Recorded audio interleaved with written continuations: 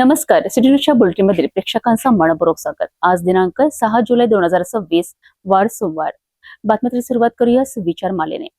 अपयश हे आयुष्याचं पूर्णविराम नसून यशाकडे जाणाऱ्या वाक्यातील स्वल्पविराम आहे, जो तुम्हाला थोडा थांबून पुढे जाण्याची संधी देतो. आजचा सुविचार बघितला. आता बघूया बातमीपत्रातील ठळक बातम्या.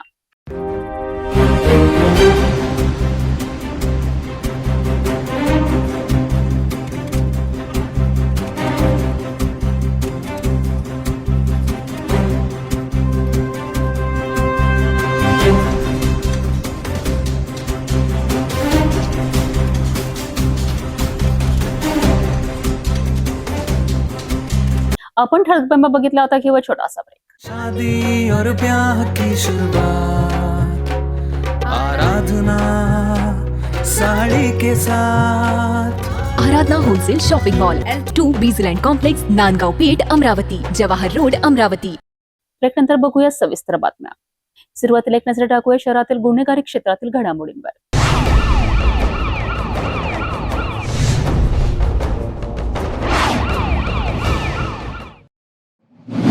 अमरावती जिल्ह्यातील लोणी येथे खुनाच्या प्रयत्नाच्या गंभीर गुन्ह्यातील मुख्य आरोपीला अखेर स्थानिक गुन्हे शाखेने जेरबंद केले आहे. पैशांच्या वादातून एका व्यक्तीवर धारदार चाकूने जीवघेणा हल्ला केल्यानंतर आरोपी फरार झाला होता. मात्र गोपनीय माहितीच्या आधारे पोलिसांनी सापळा रचत आरोपीला अमरावती शहरातून ताब्यात घेतले. लोणी पोलीस ठाण्याच्या हद्दीत घडलेल्या खुनाच्या प्रयत्नाच्या प्रकरणात स्थानिक गुन्हे शाखेला मोठे यश मिळाले आहे. पोलिसांनी दिलेल्या माहितीनुसार दीपक टेकण यांना आरोपी पवन भाकरे आणि त्याच्या साथीदारांनी पैशांच्या कारणावरून प्रथम लुटले आणि त्यानंतर पुन्हा पैशांची मागणी करत वाद घातला.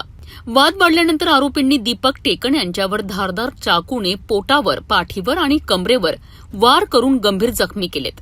घटनेनंतर मुख्य आरोपी पवन भाकरे हा फरार झाला होता. मात्र स्थानिक गुन्हे शाखेला मिळालेल्या गोपनीय माहितीच्या आधारे अमरावती शहरातील चपराशीपुरा परिसरातून आरोपीला ताब्यात घेण्यात आले. पुढील तपासासाठी आरोपीला लोणी पोलिसांच्या स्वाधीन करण्यात आले असून तपास सुरू आहे. खुनाच्या प्रयत्नासारख्या गंभीर गुन्ह्यातील मुख्य आरोपीला अवघ्या काही दिवसात अटक करण्यात पोलिसांना यश आले. या कारवाईमुळे गुन्हेगारांमध्ये धाक निर्माण झाला असून प्रकरणाचा पुढील तपास लोणी पोलीस करीत आहेत.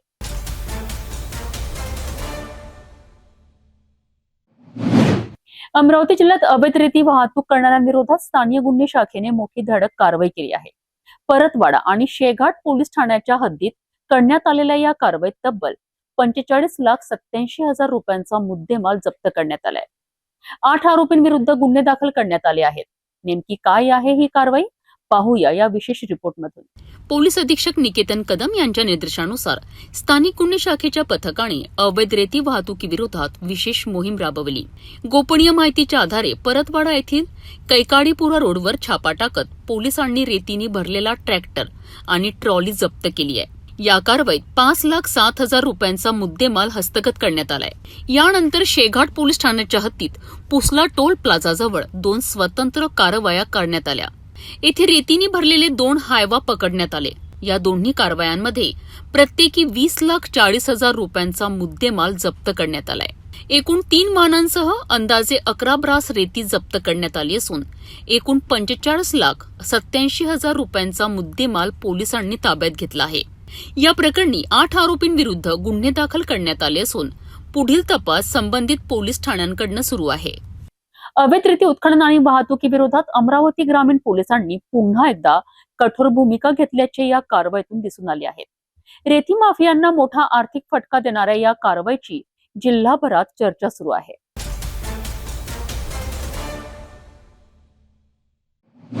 महानगरपालिका क्षेत्रातील ट्रान्सपोर्ट नगर येथील मिनी कचरा कंपोस्ट डेपोच्या विरोधात आज MIMचे पदाधिकारी आणि नगरसेवक आक्रमक झाल्याचे पाहायला मिळाले. डेपो परिसरात निषेध आंदोलन करत महापालिका प्रशासन आणि कचरा संकलन करणाऱ्या कोनार कंपनी विरोधात जोरदार घोषणाबाजी करण्यात आली आहे.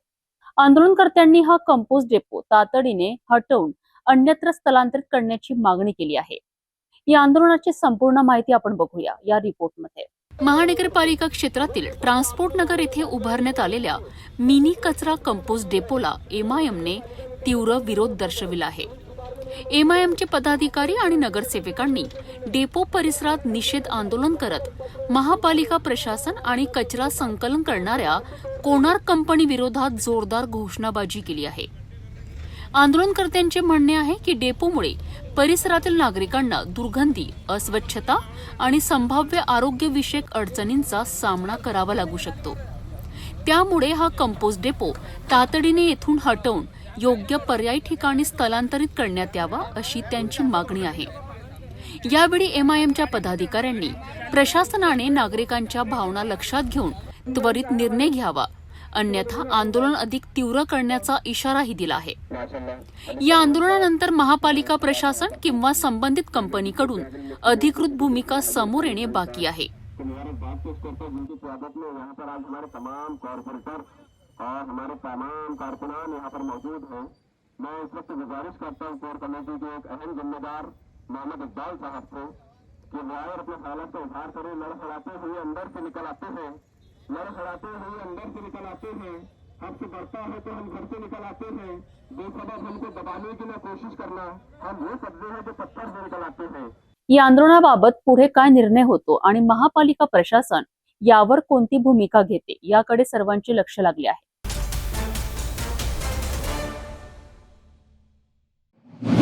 लोकनेते जननायक आमदार बच्चू कडू यांच्या वाढदिवसानिमित्त अमरावतीत सामाजिक बांधिलकी आणि जनसेवेचा अनोखा संगम पाहायला मिळाला. एका बाजूला प्रहार हॉकर्स युनियनची पहिली शाखा सुरू करण्यात आली, तर दुसऱ्या बाजूला रक्तदान शिबिर, दिव्यांगांना साहित्य वाटप, गरजू विद्यार्थ्यांना शैक्षणिक साहित्य, गुणवंत विद्यार्थ्यांचा सत्कार आणि गरजूंना ताडपत्री वाटप अशा विविध समाजोपयोगी कार्यक्रमांचे आयोजन करण्यात आले. या कार्यक्रमांना शेकडो नागरिक, हॉकर्स बंधू आणि विविध क्षेत्रातील मान्यवरांची उपस्थिती लाभली. आमदार बच्चू कडू यांच्या वाढदिवसानिमित्त 5 जुलै रोजी प्रहार हॉकर्स युनियनची पहिली शाखा पंचवटी चौक येथे स्थापन करण्यात आली. या शाखेचे उद्घाटन स्वतः लोकनेते जननायक बच्चू कडू यांच्या हस्ते करण्यात आले. यावेळी शेकडो हॉकर्स बंधूंनी मोठ्या संख्येने उपस्थित राहून संघटनेला पाठिंबा दर्शविला. कार्यक्रमात प्रहार हॉकर्स युनियनचे शहराध्यक्ष गणेश मारोटकर यांच्यासह संघटनेचे पदाधिकारी आणि कार्यकर्ते उपस्थित होते. प्रहारचे महानगर प्रमुख बंटी ब्रामटेके यांच्या मार्गदर्शनाखाली संपूर्ण कार्यक्रमाचे नियोजन करण्यात आले. वाढदिवसाचे औचित्य साधत सामाजिक उत्तरदायित्व जपणारे विविध उपक्रमही राबविण्यात आले. सांस्कृतिक भवन येथे आयोजित कार्यक्रमात भव्य रक्तदान शिबिराचे आयोजन करण्यात आले. यासोबतच दिव्यांग बांधवांना आवश्यक साहित्याचे वाटप करण्यात आले. आर्थिकदृष्ट्या दुर्बल कुटुंबातील इयत्ता 1ली ते 5वीच्या विद्यार्थ्यांना शैक्षणिक साहित्य देऊन त्यांच्या शिक्षणाला हातभार लावण्यात आला. तसेच 10वी आणि 12वी परीक्षेत गुणवत्ता प्राप्त विद्यार्थ्यांचा विशेष सत्कार करण्यात आला. गरजू कुटुंबियांना ताडपत्री वाटप करून त्यांच्या अडचणी कमी करण्याचा प्रयत्न करण्यात आला. या कार्यक्रमाचे आणखी एक आकर्षण म्हणजे आमदार बच्चू कडू यांची रक्ततुला. सामाजिक कार्यासाठी रक्तदानाचे महत्त्व अधोरेखित करणारा हा उपक्रम उपस्थितांच्या विशेष कौतुकाचा विषय ठरला. राजकीय, सामाजिक आणि विविध क्षेत्रातील मान्यवरांनी उपस्थित राहून बच्चू कडू यांना वाढदिवसाच्या शुभेच्छा दिल्यात. जनतेशी असलेले त्यांचे नाते आणि सामाजिक कार्याची परंपरा यामुळे हा वाढदिवस केवळ उत्सव न राहता समाजसेवेचा संदेश देणारा ठरला. हॉकर्स बांधवांच्या संघटनात्मक बळकटीसोबतच समाजोपयोगी उपक्रमांद्वारे जनसेवेचा संदेश देणारा हा कार्यक्रम अनेकांकरिता प्रेरणादायी ठरला. वाढदिवसाचे निमित्त साधत रक्तदान, शिक्षण, दिव्यांग सहाय्य आणि गरजूंना मदतीचा हात देणारी परंपरा जपत बच्चू कडू समर्थकांनी सामाजिक बांधिलकीचे दर्शन घडवलेत.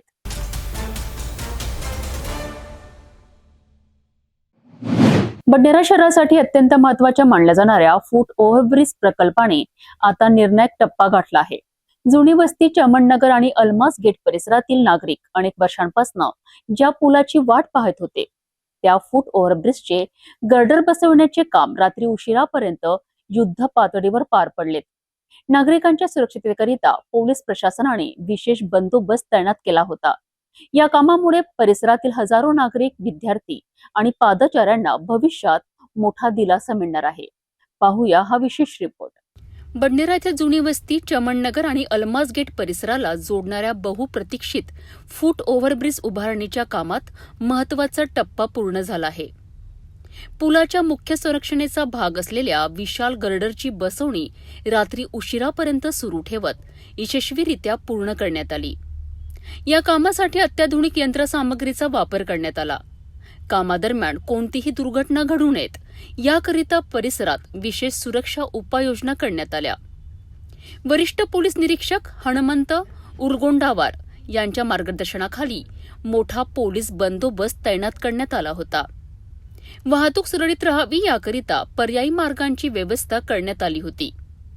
गर्डर उभारणीचा हा महत्वाचा क्षण पाहण्याकरिता स्थानिक नागरिकांसह आमदार रवी राणा यांचे समर्थक मोठ्या संख्येने उपस्थित होते. अनेकांनी या प्रकल्पामुळे भविष्यात रेल्वे मार्ग आणि महामार्ग ओलांडताना होणारा धोका कमी होणार असल्याची भावना व्यक्त केली. यावेळी नगरसेवक अजय जयस्वाल यांनी प्रतिक्रिया देताना सांगितले की हा फूट ओव्हरब्रिज परिसरातील नागरिकांकरिता सुरक्षिततेचा नवा आधार ठरणार आहे. विशेषतः विद्यार्थी, ज्येष्ठ नागरिक आणि महिलांकरिता हा पूल अत्यंत उपयुक्त ठरेल. स्थानिक नागरिकांनी देखील या प्रकल्पासाठी पुढाकार घेतल्याबद्दल आमदार रवी राणा यांचे आभार मानलेत. पुलाचे उर्वरित काम पूर्ण झाल्यानंतर जुनी वस्ती, चमननगर आणि अल्माज गेट परिसरातील नागरिकांचा प्रवास अधिक सुरक्षित, सुलभ आणि वेगवान होणार आहे. त्यामुळे बडनेरा शहराच्या विकासात या प्रकल्पाची नोंद महत्वाच्या टप्प्याप्रमाणे केली जात आहे. बडनेराच्या विकासाला नवी गती देणाऱ्या या फूट ओव्हरब्रिजच्या प्रकल्पामुळे हजारो नागरिकांच्या सुरक्षिततेचा प्रश्न मोठ्या प्रमाणात सुटणार आहे. गडर बसवण्याचे काम पूर्ण झाल्याने आता उर्वरित कामांकडे सर्वांचे लक्ष लागले आहे. हा पूल पूर्णत्वास गेल्यानंतर परिसरातील वाहतूक आणि पादचारी हालचाली अधिक सुरक्षित होण्याची अपेक्षा व्यक्त केली जात आहे.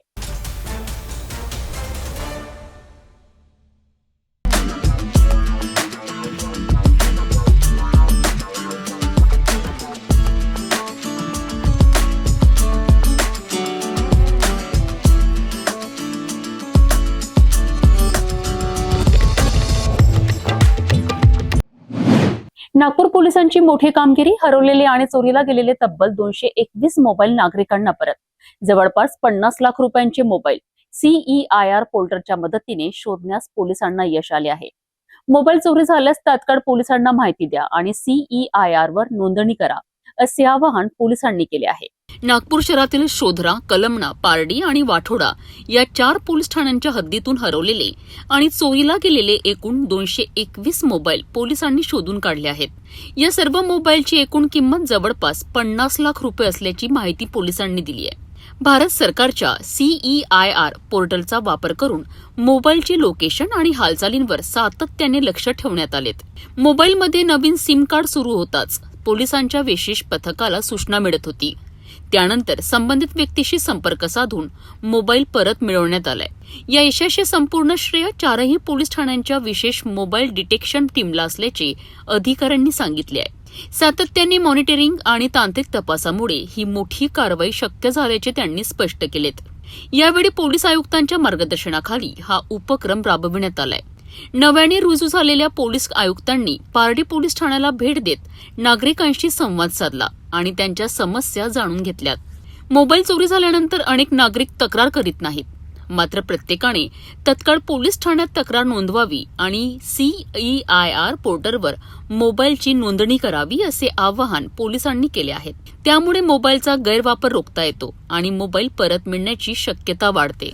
टोटल 4 पुलिस स्टेशन के अंतर्गत 221 मोबाइल, जिसका कॉस्ट अराउंड 50 लाख रुपया है, वो हमारी टीम ने पुलिस स्टेशन के चारों पुलिस स्टेशन की टीम ने एक मोबाइल डिटेक्शन के लिए हमारे पास टीम होता है.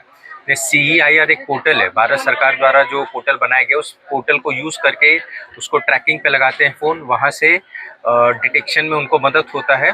इस तरह से कंटिन्यूसली जो भी फ़ोन चोरी में गए रहते हैं उसको हम कंटिन्यूसली मॉनिटर करते हैं. हमारी टीम बेसिकली मॉनिटर करती रहती है और जब भी वो फ़ोन ओपन होता है या कोई सिम कार्ड जाता है उसमें, तो उस फ़ोन के थ्रू हमें नोटिफिकेशन आता है, तो हम उसको कांटेक्ट करते हैं या फिर हम अपनी टीम को भेजते हैं. तो इसका सारा का सारा श्रेय जो है वो हमारी टीम को जाता है और इस तरह से हम उम्मीद करेंगे कि आगे भी हमें इस तरह से सफलता मिलती रहे. सर इस बार कितने के मोबाइल हस्तगत किए थे और कितने मोबाइल वाटप हुए हैं और कितने लाख के मोबाइल थे, क्या बताइए? टोटल 221 मोबाइल है जो 4 पुलिस स्टेशन के अंतर्गत है। यशोधरा, कलमना, पारडी और वाठोड़ा पुलिस स्टेशन के अंतर्गत है, जिसका टोटल वैल्यू अराउंड 50 लाख रुपए है। पूरा कार्यक्रम देखिए जो शहर के अंतर्गत सब सीपी सर के ही मार्गदर्शन में होता है, और हम चाह रहे थे कि सीपी सर अभी नए भी आए हैं शहर में, हम चाह रहे थे कि लोगों से उनका एक संवाद भी बैठे और सीपी सर भी एक पुलिस स्टेशन को हमारा विजिट करे, जो कि सर ने यहाँ पे लोगों से बातचीत भी किया, पुलिस स्टेशन भी आए। तो यही हमारा उद्देश्य था कि सीपी सर को यहाँ बुलाने का, जिससे कि लोगों को भी थोड़ा अच्छा लगता है कि सीपी सर को उनको मिलने का, उनके जो भी अपनी व्यथा होती है, जो भी अपने इश्यूज होते हैं वो सीपी सर के साथ शेयर भी करते हैं। तो यही लार्जर गोल था हमारा। मैं नागरिकों से यही आह्वान करूंगा कि अगर आपका मोबाइल चोरी होता है तो पुलिस स्टेशन को जरूर इंटीमेट करिए। CIR जो पोर्टल है उस पर भी आप अपना उसको रजिस्टर कर सकते हैं, जो भी आपका थेफ्ट में गया और मोबाइल रहता है, या फिर आप पुलिस स्टेशन में भी आके बता सकते हैं। नॉर्मली लोगों को ऐसा लगता है कि चोरी हुआ मोबाइल वापस नहीं मिलता है, जैसा कि आपको पता है एक जो बेनिफिशियरी थे वो बता भी रहे थे जिस तरह से, बट हम पूरी अपनी तरह से कोशिश करते रहते हैं। हम चाहते हैं कि 100% मोबाइल हम डिटेक्ट करें, बट जितना हमसे हो पाता है, जितना हमारी टीम से हो पाता है, उतना हम करने की ज़रूर कोशिश करेंगे। तो यही मैं सबसे बोलूँगा कि ज़रूर आप उसको इंटीमेट करिए। उसका एक दूसरा फायदा ये भी होता है कि आपके मोबाइल का कोई मिसयूज नहीं करेगा। 221 मोबाईल, तब्बल 50 लाखांची मालमत्ता आणि आधुनिक तंत्रज्ञानाच्या मदतीने पोलिसांची मोठी कामगिरी। मोबाईल हरवला आणि चोरीला गेला तर वेळ न दडवता तक्रार करा आणि CEIR वर नोंदणी करा, कारण तुमचा मोबाईल पुन्हा तुमच्यापर्यंत पोहोचू शकतो।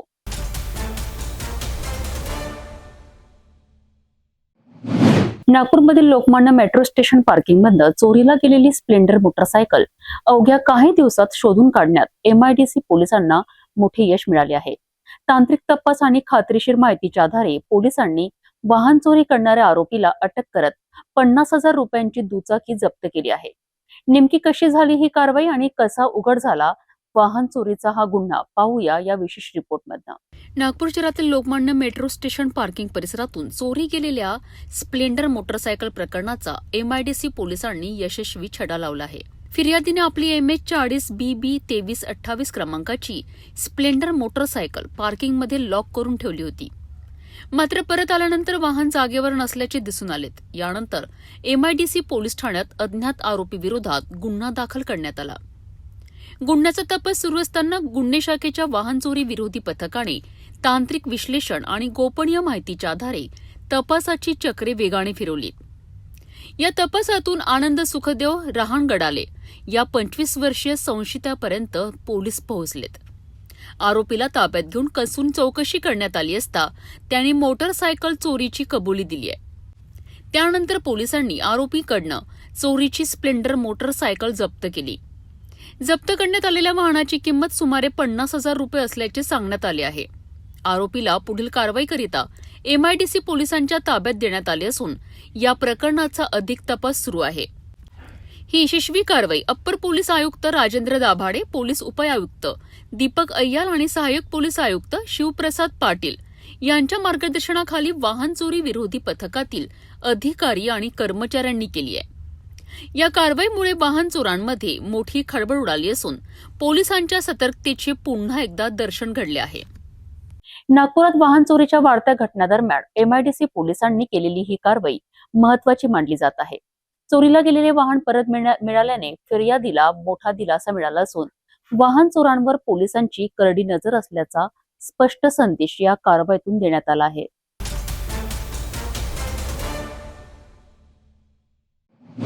नागपूर शहरातून एक धक्कादायक आणि चिंताजनक घटना समोर आली आहे। धंतोली पोलीस ठाण्याच्या हद्दीत राहणाऱ्या एका कुटुंबियातील तब्बल 5 सदस्य अचानक बेपत्ता झाल्याने खळबळ उडाली आहे। घरातून बाहेर पडलेले हे सर्वजण अद्याप परत न आल्याने कुटुंबियांची चिंता वाढली असून पोलिसांनी शोध मोहीम सुरू केली आहे। नेमके काय आहे हे प्रकरण, बघूया या विशेष रिपोर्टमधून। नागपूरच्या धंतोली पोलीस ठाणे हद्दीतील दुर्गा सदन परिसरात राहणाऱ्या एका कुटुंबियातील 5 सदस्य बेपत्ता झाल्याची माहिती समोर आली आहे। पोलिसांनी दिलेल्या माहितीनुसार हरवलेल्या व्यक्तींमध्ये हर्षी परसवानी, जितेंद्र परसवानी, इशिता परसवानी, खुशी परसवानी आणि कृष्णा परसवानी यांचा समावेश आहे। हे सर्वजण घरातून निघून गेल्यानंतर परत आले नसल्याचे सांगितले जात आहे. कुटुंबियांनी त्यांचा सर्वत्र शोध घेतला. नातेवाईक, मित्रपरिवार तसेच इतर संभाव्य ठिकाणी चौकशी करूनही कोणतीही माहिती मिळालेली नाही. अखेर धंतोली पोलीस ठाण्यात हरवल्याची तक्रार दाखल करण्यात आली आहे. या घटनेनंतर पोलिसांनी बेपत्ता व्यक्तींचा शोध सुरू केला असून नागरिकांनाही मदतीचे आवाहन करण्यात आले आहे. संबंधित व्यक्तींबाबत कोणालाही कोणतीही माहिती मिळाल्यास तत्काळ धंतोली पोलीस ठाण्याशी संपर्क साधण्याचे आवाहन करण्यात आले आहे. एकाच कुटुंबियातील 5 सदस्य एकाच वेळी बेपत्ता झाल्यामुळे परिसरात चिंतेचे वातावरण निर्माण झाले असून या प्रकरणाकडे नागपूरकरांचे लक्ष लागले आहे. पोलिसांकडून विविध अंगांनी तपास सुरू असून बेपत्ता व्यक्तींचा शोध घेण्यासाठी विशेष प्रयत्न केले जात आहेत.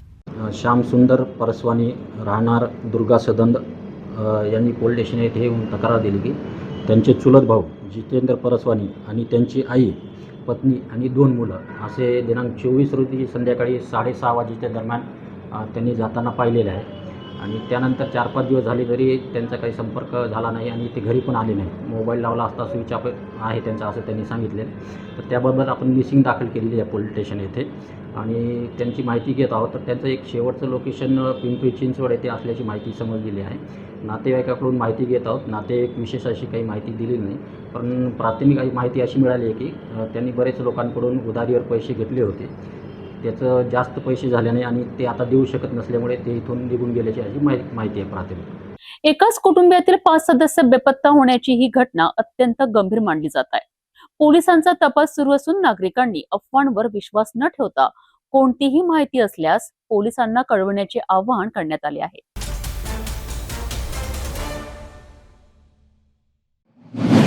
नागपूर शहरात सुरू असलेल्या कोम्बिंग ऑपरेशन दरम्यान सक्करदरा पोलिसांनी मोठी कारवाई करत एका रेकॉर्डवरील आरोपीच्या ताब्यातून देशी बनावटीचे पिस्तूल, जिवंत काडतुसे आणि तलवार जप्त केली आहे. गुप्त माहितीच्या आधारे करण्यात आलेल्या या कारवाईमुळे परिसरात एकच खळबळ उडाली आहे. नेमकी काय आहे ही संपूर्ण कारवाई पाहूया या विशेष रिपोर्टमधून. नागपूर शहरात गुन्हेगारांवर वचक निर्माण करण्याकरिता पोलीस आयुक्तालयाच्या वतीने कोम्बिंग ऑपरेशन राबविण्यात येत आहे. याच मोहिमेदरम्यान सक्करदरा पोलीस ठाणे आणि गुन्हे शाखेच्या पथकाला मोठे यश मिळाले आहेत. वरिष्ठ अधिकाऱ्यांच्या आदेशानुसार रेकॉर्डवरील आरोपींची तपासणी सुरू असताना पोलिसांना गुप्त बातमीदारामार्फत महत्वाची माहिती मिळाली. या माहितीच्या आधारे पोलिसांनी सुदामपुरी भांडे प्लॉट चौक परिसरात सापळा रचला. या कारवाई दरम्यान प्रेमसिंग जितेंद्र बैस या 22 वर्षीय आरोपीला ताब्यात घेण्यात आले.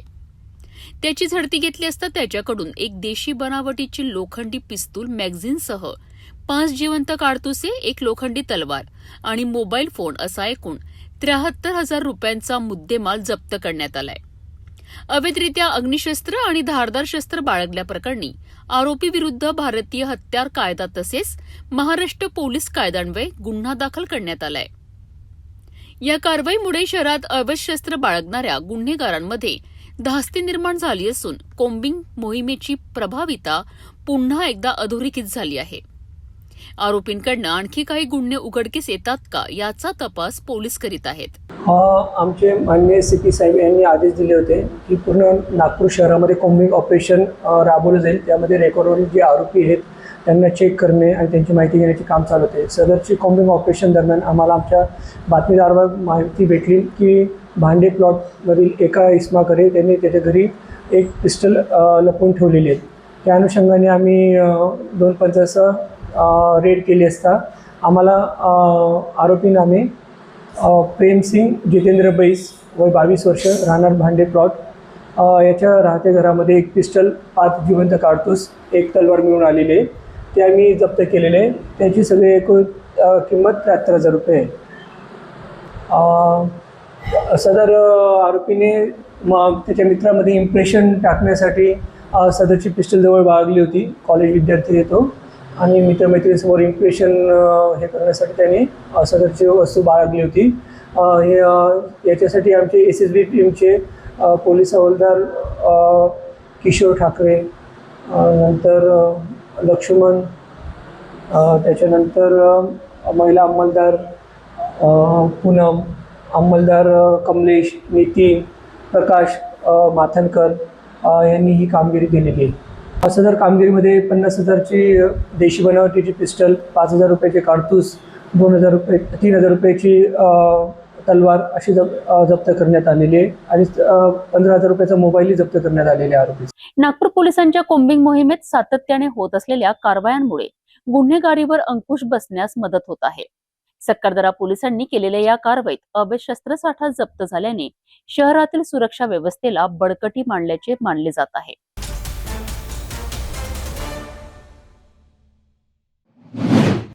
नागपूर शहरात अवैध शस्त्रांविरोधात तहसील पोलिसांनी मोठी कारवाई केली आहे. गुप्त माहितीच्या आधारे राबवलेल्या सापड्यात एका संशयिताला अटक करण्यात आली असून त्याच्याकडून देशी बनावटीचे पिस्तूल आणि 2 जिवंत काडतुसे जप्त करण्यात आली आहे. नागपूर शहरातील तहसील पोलीस ठाण्याचे पथक नियमित गस्त घालत असताना गाईडलाईन परिसरात एका व्यक्तीकडे अवैध शस्त्र असल्याची गुप्त माहिती पोलिसांना मिळाली.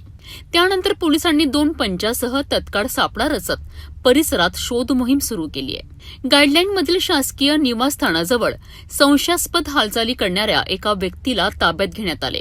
चौकशी दरम्यान त्याने आपले नाव इम्रान उर्फ टिपू शेख असे सांगितले.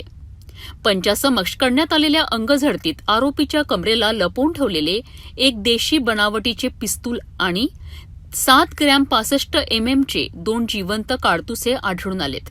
जप्त शस्त्र आणि काडतुसांची एकूण किंमत सुमारे 52,000 रुपये असल्याचे पोलिसांनी सांगितले. संपूर्ण कारवाईची ई-साक्ष ॲपद्वारे व्हिडिओग्राफी आणि छायाचित्रण करण्यात आले. त्यानंतर मुद्देमाल पंचासमक्ष जप्त करून सीलबंद करण्यात आले. या प्रकरणी आरोपी विरुद्ध आर्म्स ऍक्टमधील संबंधित कलमे तसेच महाराष्ट्र पोलीस कायद्याअंतर्गत गुन्हा दाखल करण्यात आला असून पुढील तपास तहसील पोलीस करीत आहेत. दिनांक 4 तारखेला पेट्रोलिंग करत असताना आमच्या डीबी पथकास अशी माहिती मिळाली की गाईडलाईन परिसरामध्ये एक इसम संशयास्पद फिरत आहे. अशा माहितीवरून पंचासह डीबी पथकाचे प्रमुख शाहकार PSI मनीष शाहकार आणि त्यांच्या टीमनी ASI अनिल ठाकूर त्याचप्रमाणे प्रदीप सोनटक्के यांनी त्यांचा संपूर्ण स्टाफ सह तिथे छापा घातला. त्या दरम्यान सदर संशयित इस्माला त्यांनी ताब्यात घेतलं. त्याची झडती घेतली असता त्याच्या कमरेला एक पिस्टल असल्याचं मिळून आलं. पिस्टल आणि त्यासोबत 2 राऊंड होते. सदर पिस्टल हे auto pistol made in USA असं त्याच्यावर लिहिलेलं होतं आणि त्यासोबत 2 राऊंड सुद्धा होते. असं एकूण 52,000चा मुद्देमाल सदर आरोपीकडून जप्त केलेला आहे. आरोपीचं नाव इम्रान उर्फ टिपू शेख वल्द वकील शेख, वय 35 वर्षे, राहणार इतवारी दही बाजार हाऊस 780 सुमानिया हायस्कूल जवळ, पोलीस ठाणे शांतीनगर. हल्ली मुक्काम त्याचा मोहम्मद रफी चौक, फलक plaza, flat number 103, police Thane Yashodhara Nagar, Nagpur असा आहे. सदर आरोपी हा कळमना मार्केट येथे भाजीपाल्याच्या दलालीचं काम करत असतो आणि त्याच्याकडे सदर पिस्टल मिळून आलेला आहे. त्याच्यावर यापूर्वी पाचपावली पोलीस स्टेशनला एक विनयभंगाचा गुन्हा सुद्धा दाखल आहे. नेमकं हे पिस्टल त्यांनी कोणाकडून आणलं होतं, कशासाठी आणलं होतं, नेमकं काय होतं, त्याची बॅकलिंक काय आहे आणि त्यांनी हे इतके दिवस स्वतःजवळ कसं बाळगलं याबाबत आम्ही सखोल तपास करीत आहोत. अवैध शस्त्र बाळगणाऱ्याविरोधात नागपूर पोलिसांची कारवाई अधिक तीव्र होत असल्याचे या घटनेतून स्पष्ट झाले आहे. या प्रकरणातील पुढील तपासात आणखी कोणते धागेदोरे समोर येतात याकडे सर्वांचे लक्ष लागले आहे.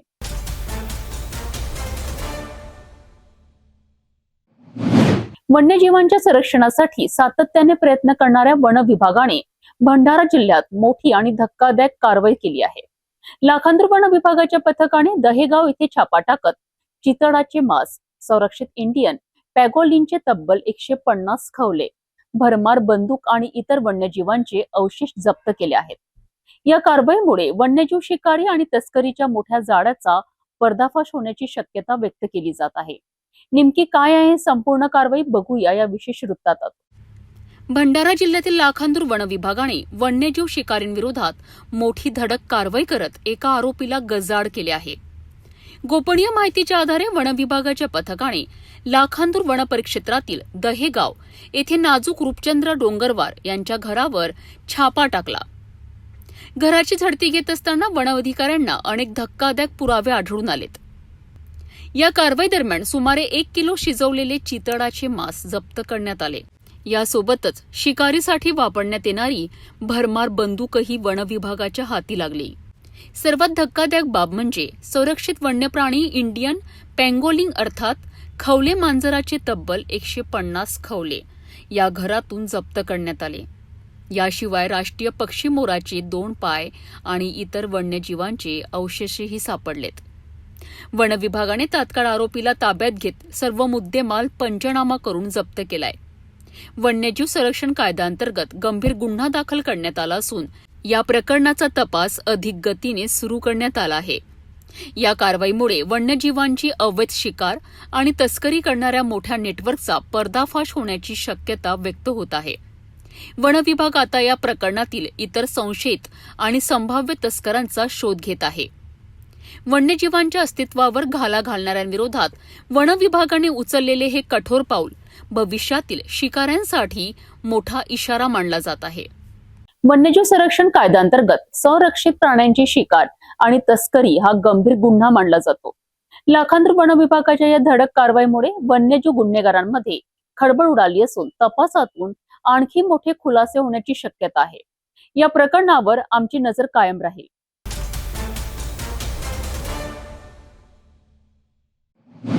राज्यात अन्न व औषध प्रशासनाचे आयुक्त म्हणून तुकाराम मुंढे यांनी पदभार स्वीकारल्यानंतर गुटखा विरोधातील कारवायांना वेग आला आहे.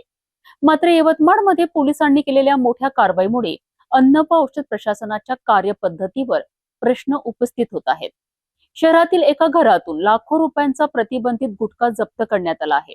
नेमके काय आहे हे प्रकरण पाहूया या सविस्तर रिपोर्टमध्ये. राज्यात अन्न व औषध प्रशासनाचे आयुक्त म्हणून तुकाराम मुंढे यांची नियुक्ती झाल्यानंतर गुटखा विक्री आणि तस्करी विरोधात कारवाई तीव्र होत असल्याचे चित्र आहे. अशातच यवतमाळ शहर पोलिसांनी मोठी कारवाई करत लाखो रुपयांचा प्रतिबंधित गुटखा जप्त केला आहे. पोलिसांनी दिलेल्या माहितीनुसार यवतमाळ शहरातील नंदुरकर शाळेसमोरील पळसवाडी सिंधी कॅम्प परिसरात राहणारा कुमार नावाचा व्यक्ती मोठ्या प्रमाणात प्रतिबंधित गुटख्याची साठवण आणि तस्करी करत असल्याची गोपनीय माहिती शहर पोलीस ठाण्याच्या डीबी पथकाला मिळाली. या माहितीच्या आधारे डीबी पथकाने संबंधित घरावर छापा टाकला. कारवाई दरम्यान लाखो रुपयांचा प्रतिबंधित गुटखा जप्त करण्यात आला. या प्रकरणात पोलिसांची पुढील कारवाई सुरू असून अधिक तपास शहर पोलीस ठाण्याच्या डीबी पथकाचे प्रमुख करीत आहेत. दरम्यान शहरात अशी चर्चा सुरू आहे की अन्न व औषध प्रशासनाकडून अपेक्षित कारवाई होत नसल्याने पोलिसांनाच पुढाकार घ्यावा लागला. मात्र या संदर्भात अन्न व औषध प्रशासनाची अधिकृत भूमिका अद्याप समोर आलेली नाही. यवतमाळातील या कारवाईनंतर प्रतिबंधित गुटखा तस्करी विरोधातील पुढील तपासात आणखी कोणते खुलासे होतात आणि संबंधित विभागांची भूमिका काय राहते याकडे सर्वांचे लक्ष लागले आहे.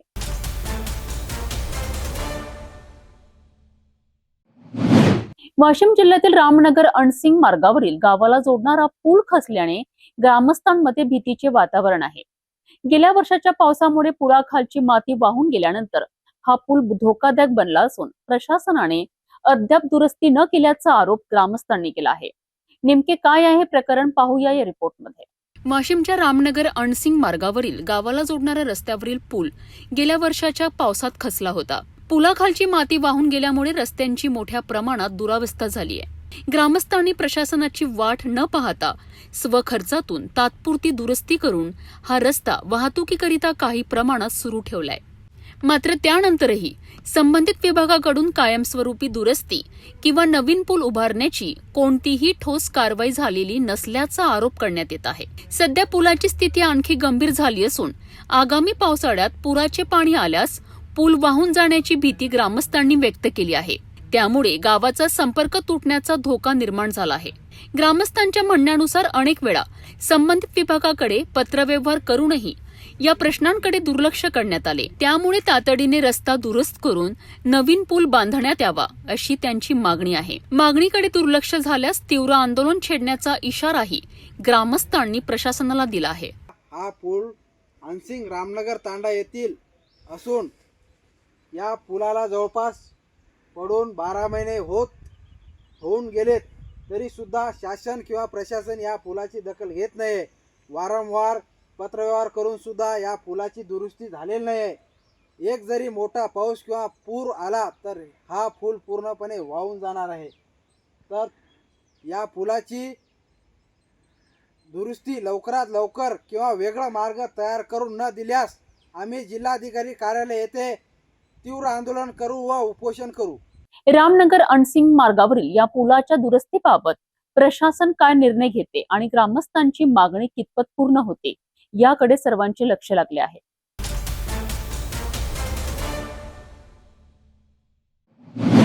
बुलढाण्यातून शिक्षण क्षेत्राला हादरून टाकणारी धक्कादायक बातमी समोर आली आहे. इंग्रजी माध्यमाच्या विद्यार्थ्यांच्या नावावर फी वसूल करायची आणि त्याच विद्यार्थ्यांना परस्पर अनुदानित मराठी शाळेत दाखवून शासनाची फसवणूक करायची असा कथित प्रकार उघडकीस आला आहे. तब्बल 81 विद्यार्थ्यांच्या भविष्याशी खेळ करणाऱ्या या प्रकरणामुळे शिक्षण क्षेत्रात खळबळ उडाली आहे. बुलढाण्यातील मिर्झानगर भागातील माउंट सनाई इंग्लिश स्कूल आणि जनाबाई मराठी प्राथमिक शाळा या 2 शाळांमधील कथित गैरप्रकाराची चर्चा सध्या सर्वत्र सुरू आहे.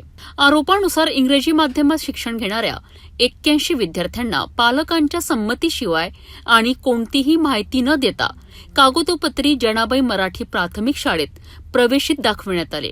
पालकांकडून इंग्रजी माध्यमाची फी, पुस्तके आणि गणवेशाचे पैसे घेत असताना दुसरीकडे शासकीय अनुदान मिळवण्याकरिता विद्यार्थ्यांच्या नोंदी बदलण्यात आल्याचा आरोप आहे.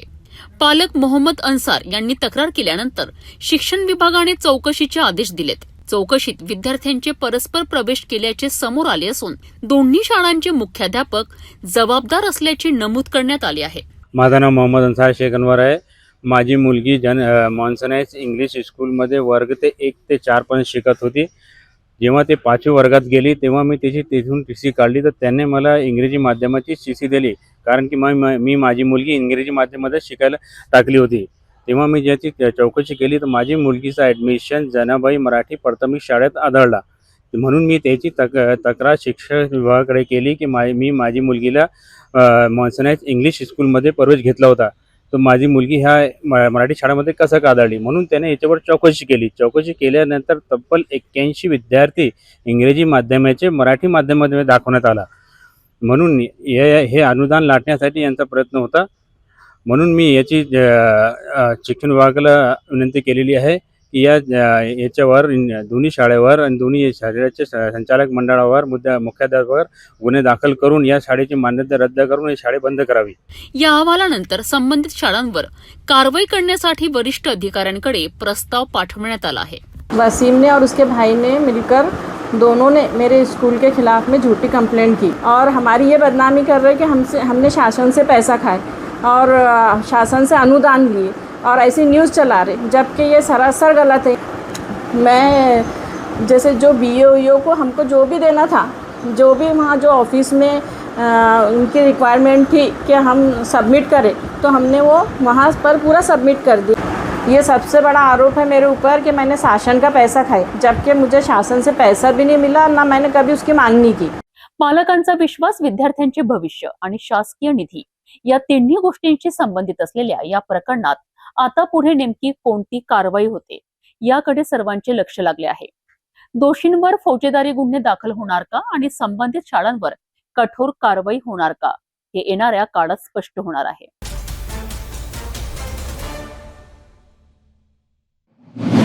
सरकारी शाळा म्हटलं की अनेकांच्या मनात एक ठराविक प्रतिमा उभी राहते. मात्र बुलढाणा जिल्ह्यातील बोरखेडी आदर्श जिल्हा परिषद शाळेने ही प्रतिमा बदलण्याचा अनोखा प्रयत्न केला आहे. यंदाचा प्रवेशोत्सव विद्यार्थ्यांकरिता केवळ स्वागत सोहळा नव्हता, तर आनंद, संस्कार आणि प्रेरणेचा उत्सव ठरलाय. विशेष म्हणजे जिल्हाधिकारी प्रवीण कुमार देवरे आणि जिल्हा शिक्षणाधिकारी विकास पाटील यांनीही विद्यार्थ्यांसोबत माझी शाळा लय भारी या गाण्यावर ठेका धरत कार्यक्रमात रंग भरला. बुलढाणा जिल्ह्यातील शिक्षण क्षेत्रात आदर्श ठरलेल्या बोरखेडी जिल्हा परिषद शाळेचा यंदाचा प्रवेशोत्सव सर्वांचे लक्ष वेधून घेणारा ठरला. नवीन शैक्षणिक वर्षांच्या प्रारंभी शाळेत दाखल होणाऱ्या विद्यार्थ्यांची फुलांचा वर्षाव, टाळ्यांचा कडकडाट, ढोल ताशांचा गजर आणि विविध सांस्कृतिक कार्यक्रमांच्या माध्यमातून उत्साहात स्वागत करण्यात आले. शाळेच्या परिसरात आनंद आणि उत्साहाचे वातावरण निर्माण झाले होते.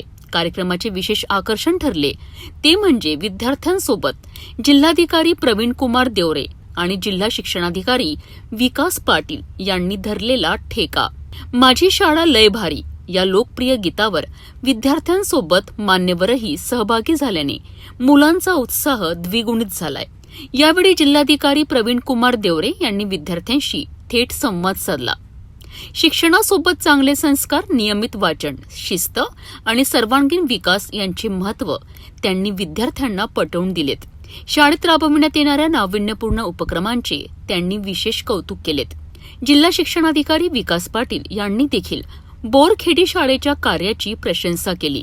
ग्रामीण भागातील जिल्हा परिषद शाळा आधुनिक शिक्षण, तंत्रज्ञानाचा वापर आणि गुणवत्तापूर्ण उपक्रमांच्या माध्यमातून खासगी शाळांनाही सक्षमपणे स्पर्धा देत असल्याचे त्यांनी नमूद केलेत.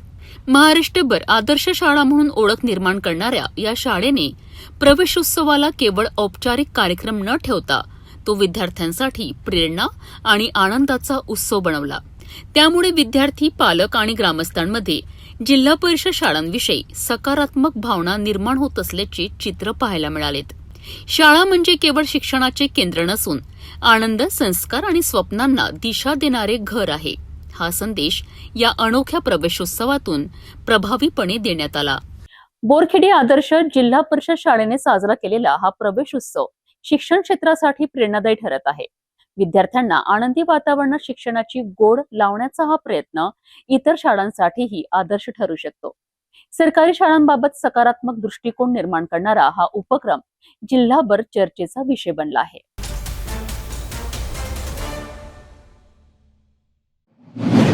शिक्षणाचे मंदिर गाठण्यासाठी चिमुकल्यांना जर गुडघाभर चिखलातून जीव मुठीत धरून प्रवास करावा लागत असेल तर ही केवळ रस्त्याची समस्या नाही, तर व्यवस्थेच्या अपयशाची कहाणी आहे.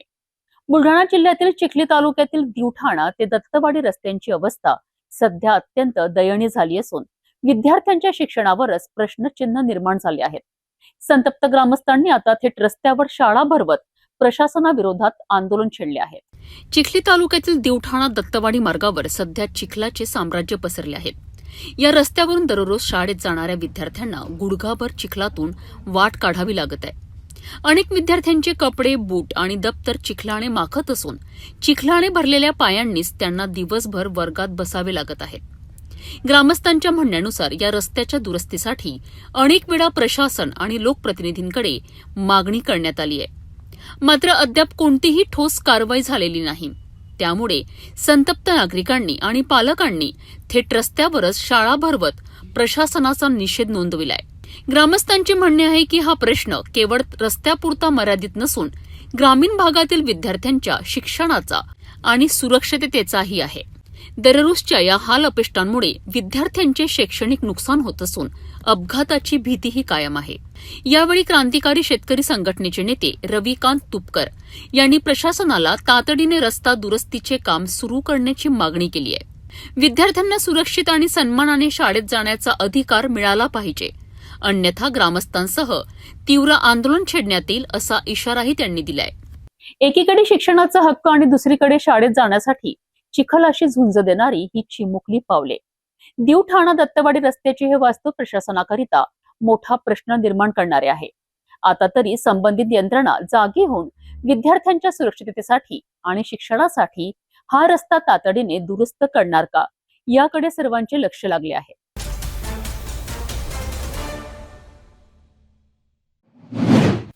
सर्प दिसला तरी अनेकांची भंबेरी उडते. मात्र नांदेडमधील एका 60 वर्षीय महिलेने असे धाडस दाखवले की डॉक्टर आणि नागरिकही थक्क झालेत.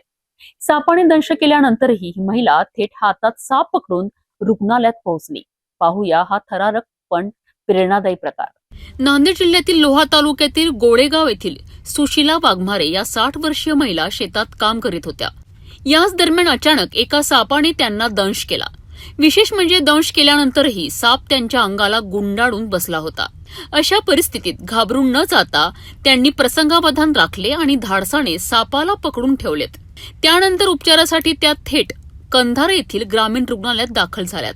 हातात जिवंत साप घेऊन महिला रुग्णालयात पोहोचल्याचे पाहून डॉक्टर, कर्मचारी आणि उपस्थित नागरिक काही काळ स्तब्ध झालेत.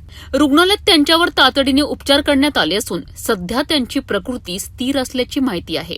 या प्रसंगानंतर सुशीला वाघमारे यांनी सर्पदंश झाल्यास घाबरून न जाता तात्काळ जवळच्या शासकीय रुग्णालयात जाऊन उपचार घ्यावेत असे आवाहन नागरिकांना केले आहेत. मग मी झोपी गेलो खोपीमध्ये.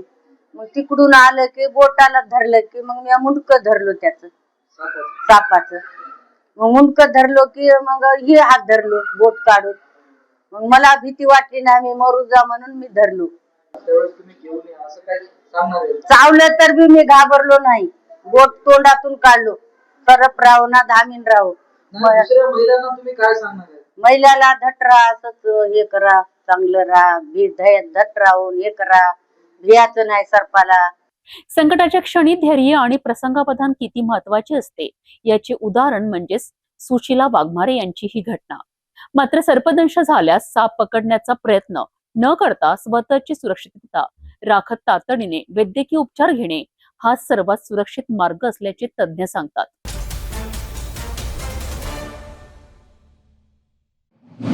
माहूर शहरातील घरकुल लाभार्थ्यांच्या विविध मागण्यांकरिता सुरू असलेले 7 दिवसांचे आमरण उपोषण अखेर मागे घेण्यात आले आहे. 4ही DPR मधील लाभार्थ्यांच्या खात्यात 3,67,00,000 रुपयांचा निधी थेट जमा करण्याचे आश्वासन प्रशासनाकडून देण्यात आल्यानंतर उपोषणाची सांगता करण्यात आली. या आंदोलनाची सविस्तर माहिती आपण बघूया. माहूर नगर पंचायत समोर घरकुल लाभार्थ्यांच्या प्रलंबित प्रश्नांसाठी सुरू असलेले आमरण उपोषण 7व्या दिवशी संपुष्टात आलेत. आंदोलनकर्ते आनंद पाटील तुपदाडे यांच्यासह रेणुकादास बेलखोडे, प्रमिला जाधव, सुनीता जाधव, विमलबाई जाधव, रेणुका बाबटकर आणि सुमनबाई वाठोरकर यांच्यासह इतर लाभार्थ्यांनी प्रशासनाच्या आश्वासनानंतर उपोषण मागे घेतलेत. प्रशासनाकडून 4ही DPR मधील घरकुल लाभार्थ्यांच्या खात्यात 3,67,00,000 रुपये थेट जमा करण्याची प्रक्रिया सुरू करण्यात येईल असे सांगण्यात आले. यासाठी मुख्याधिकारी विवेक कांदे यांनी मुंबईला जाऊन आवश्यक कार्यवाही करण्याचे मान्य केलेत. यापूर्वी उपोषणाच्या 6व्या दिवशी तहसीलदार अभिजित जगताप, मुख्याधिकारी विवेक कांदे, पोलीस निरीक्षक देवीदास चोपडे आणि सहाय्यक पोलीस निरीक्षक शरद घोडके यांनी उपोषणस्थळी भेट देऊन लाभार्थ्यांशी चर्चा केली. लाभार्थ्यांनी आपल्या अडचणी आणि आर्थिक परिस्थिती मांडल्यानंतर प्रशासनाने संबंधित विभागाशी समन्वय साधून पुढील कार्यवाहीला गती दिली. आंदोलनकर्त्यांच्या म्हणण्यानुसार घरकुल निधीबरोबरच कथित भ्रष्टाचाराच्या चौकशीची मागणी, महामार्गावरील गती अवरोधकांचा प्रश्न आणि परवानगीशिवाय प्रीपेड मीटर बसवू नयेत या मागण्यांबाबतही सकारात्मक भूमिका घेण्यात आल्याने उपोषण समाप्त करण्याचा निर्णय घेण्यात आला. यावेळी प्रशासनातील अधिकारी, विविध पत्रकार संघटनांचे पदाधिकारी, स्थानिक नागरिक आणि घरकुल लाभार्थी मोठ्या संख्येने उपस्थित होते. माहूर नगर पंचायत कार्यालयासमोर 29 जूनपासून आमरण उपोषणाला माझ्यासह लाभार्थ्यांचं उपोषण होतं. आज 7व्या दिवशी ते उपोषणची सांगता झाली. माहूर नगर पंचायतचे मुख्य अधिकारी आणि म्हाडा यांच्याशी आमच्या समोर बैठक झाली फोनवरून, आणि त्या बैठकीमध्ये म्हणजे दोघांचा कॉन्फरन्स झाला मोबाईलवरून, आणि त्यांनी सांगितलं की तसे तर माहूर नगर पंचायतचे आपले 6 कोटी येणे आहेत, त्यापैकी 2 कोटी त्यांना आता देता येणार नाही, कारण की माहूर नगर पंचायतमध्ये जे 2,07,01,724 रुपयाचा जे भ्रष्टाचार झालेला आहे, ते 2 कोटी परत केल्याशिवाय 6 कोटी आपल्या माहूर नगर पंचायतच्या खात्यात घरकुल लाभार्थ्याचे जमा होणार नाहीत. पण 4 कोटी त्यांना देता येईल. तर 4 कोटीमधील 3,67,00,000 हे थोड्याच दिवसामध्ये माहूर नगर पंचायतच्या खात्यात जमा होतील, आणि घरकुल लाभार्थ्यांची उर्वरित जे रक्कम राहिलेली आहे त्यांच्या खात्यात ते जमा होईल, असं ह्या आश्वासनावरून आणि नगरपंचायतचे मुख्य अधिकारी विवेक कांदे यांनी तात्काळ मुंबईला रवाना झाले. ह्या कारणावरून आम्ही उपोषणाची आज माघार घेतला आहे. आपली जी मुख्य मागणी होती माहूर नगर पंचायतकडून, जे माहूर शहरातील लाभार्थ्यांना जे घरकुलचा लाभ मिळाला पण त्यांना उर्वरित हप्ते त्यांच्या खात्यात जमा झाले नाहीत, ती एक मुख्य मागणी होती, ती आज उपोषणामध्ये पूर्ण झाली. आणि दुसऱ्या क्रमांकाची मागणी होती की पंतप्रधान आवास योजनेतील जो भ्रष्टाचार झालेला आहे त्या भ्रष्टाचारामधील संबंधित अधिकारी, पदाधिकारी यांच्या विरुद्ध सुद्धा गुन्हा 24 तारखेला माहूर पोलीस स्टेशनमध्ये दाखल झालेला आहे, आणि त्याचा तपास सुद्धा माहूर पोलीस स्टेशनचे निरीक्षक देवीदासजी चोपडे साहेब हे करत आहेत. आणि आपली तिसरी जी मागणी होती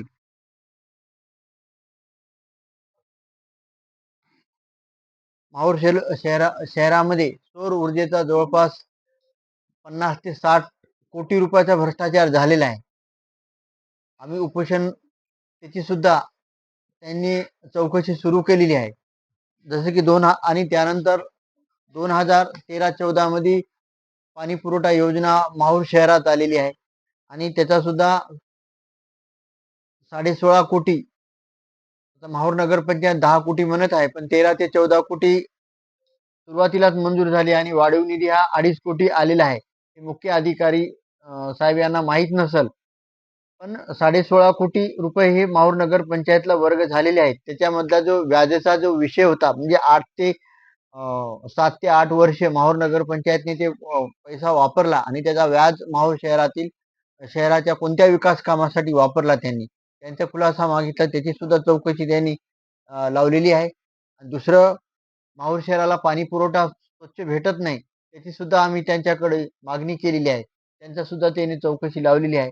आणि माहूर शहरात 17 वार्डामध्ये वॉटर फिल्टर प्लॅनची आपण मागणी केलेली आहे. ती बी येणाऱ्या मीटिंगमध्ये सभागृहामध्ये त्यांनी सर्व सदस्याच्या समोर ते ठराव मंजूर घेणार आहेत. हे सुद्धा त्याने आम्हाला लेखी आश्वासन दिलेलं आहे.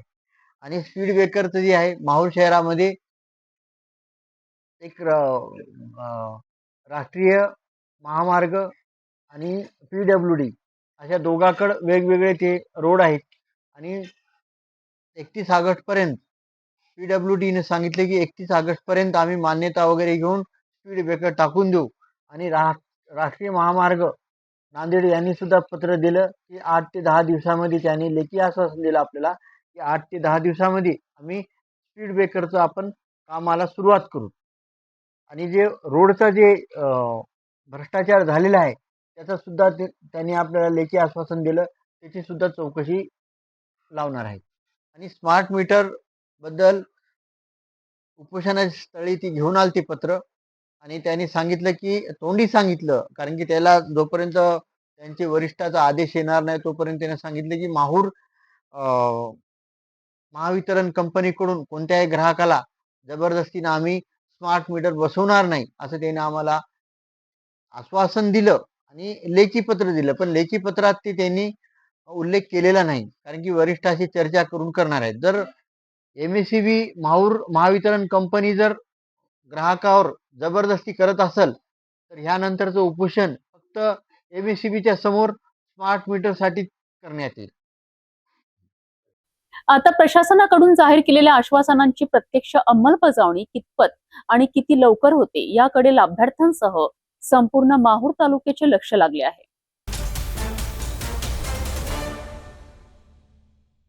जाता जाता पुन्हा एकदाच्या ठळक बातम्या.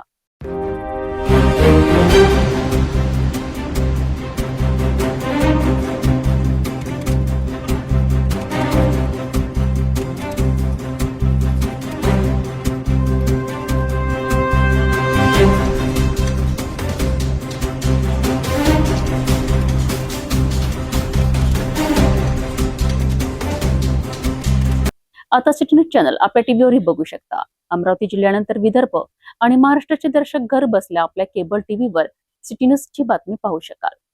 जर आपल्या टीव्हीवर सिटी न्यूज दिसत नसेल तर आपण आपल्या केबल ऑपरेटर संपर्क करावा. आपण सिटी न्यूज केबलच्या व्यतिरिक्त युट्यूब, फेसबुक, इंस्टाग्राम आणि ट्विटरवर बघू शकता. याकरिता सोशल मीडिया अकाउंट सबस्क्राईब करा, फॉलो करा, लाईक करा. युट्यूब अकाउंट सबस्क्राईब करण्याकरिता सबस्क्राईब बटनाला क्लिक करा आणि बेल आयकॉन दाबायला विसरू नका, कारण सर्वप्रथम समाचार आपल्यापर्यंत पोहोचणार आहेत. तसेच सिटीचे फेसबुक पेज लाईक करा, इंस्टाग्राम आणि ट्विटर हँडल फॉलो करा. आपण व्हॉट्सअपवर सुद्धा सूचना देऊन न्यूज प्राप्त करू शकता. व्हॉट्सअप नंबर स्क्रीनवर येत आहे. हे बातमीपत्र एवढ्यावरच थांबूया. पुन्हा भेटा नवीन घडामोडींसोबत. आपण बघत राहा फक्त सिटी न्यूज. हर खबर पर पैनी नजर, हर मुद्दे पर सटीक वार, यही है सिटी न्यूज की पहचान. जहाँ सच्चाई की आवाज दबाई जाती है वहाँ सिटी न्यूज उठाता है सवाल. हर स्क्रीन पर, हर प्लेटफॉर्म पर हमारी मौजूदगी बोलती है. सिटी न्यूज हमेशा सच के साथ.